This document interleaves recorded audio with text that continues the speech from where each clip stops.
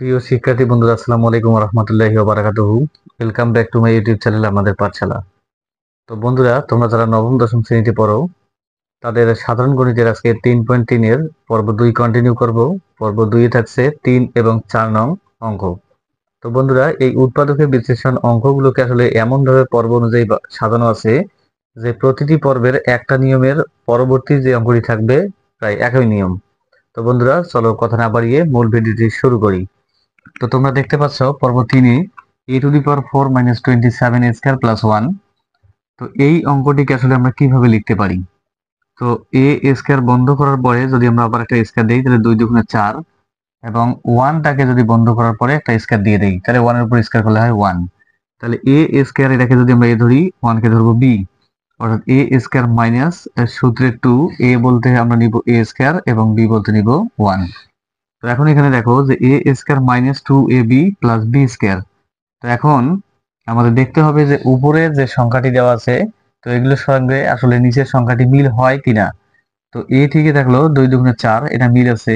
Minus ঠিক আছে, 2 দিয়ে 1 কে যদি আমরা গুণ করি আমরা পাই 2, অর্থাৎ 2a²। এখানে আছে 27a²। তো এখন এখানে যেহেতু 2টা আছে, 27 মিলাইতে এখন আমাদের লাগতেছে 25টা a²। তো +1 এর উপর স্কয়ার করলে হয় 1, অর্থাৎ এটিও ঠিক থাকলো, 1ও ঠিক থাকলো। তাহলে 25 2 27।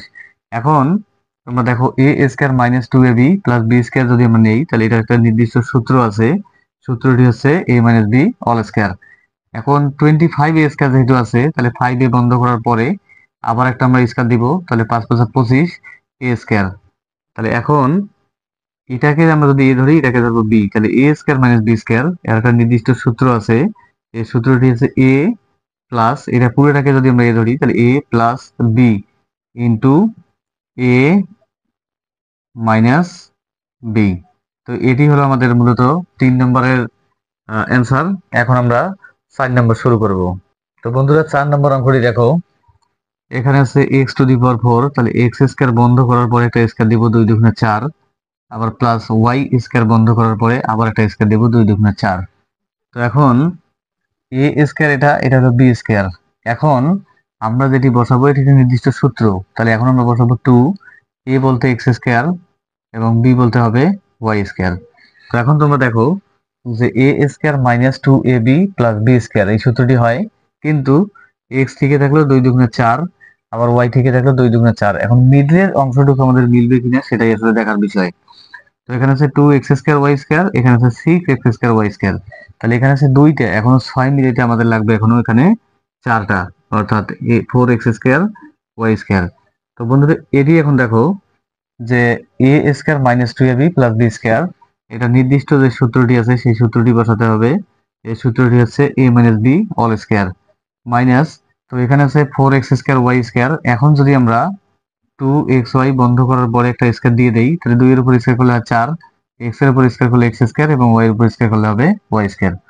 তো এখন এটাকে যদি আমরা a নেই, এটাকে যদি b নেই তাহলে a² - b²।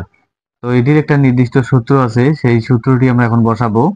এই সূত্রটি হচ্ছে যে এটাকে যদি আমরা a ধরি, a প্লাস b, b বলতে 2xy, a plus b into, এখন আমরা এখানে বসাবো মাইনাস।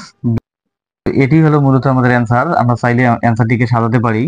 তাহলে x² নিলাম, প্লাস এখানে নিব 2xy, প্লাস সরি মাইনাস এখানে আছে y², আবার এখানে x² ঠিকই থাকবে, মাইনাস আমরা নিব 2xy, আবার এখানে আছে -y²। তো বন্ধুরা, এটি হলো আমাদের অ্যান্সার। তো আজকে 3 এবং 4 নম্বর অঙ্কর মধ্য দিয়ে আজকে আমাদের পর্বটি শেষ। যদি পর্বটি ভালো লেগে থাকে অবশ্যই লাইক, কমেন্ট, শেয়ার এবং সাবস্ক্রাইব করতে ভুলবে না। Thank you very much.